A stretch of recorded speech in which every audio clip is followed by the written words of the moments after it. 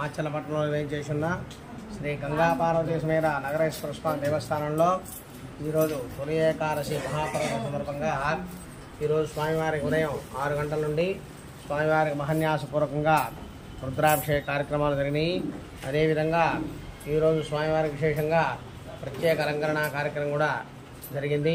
అదేవిధంగా ఈ యొక్క తొలి ఏకాదశి పర్వదిన విశేషత ఏంటంటే శయన ఏకాదశి అంటారు. ఈరోజు దక్షిణాయనం ప్రారంభమవుతుంది.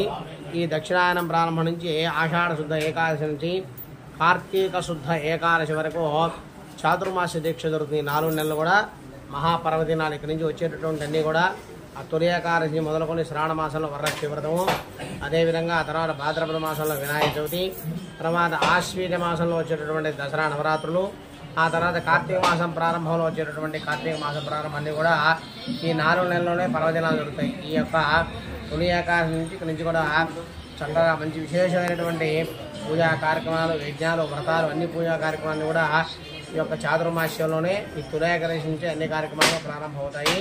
విశేషంగా ఈ తొలి ఏకాదశి రోజు పేలపిండి ప్రసాదాన్ని విశేషంగా అందరూ కూడా స్వీకరిస్తారు.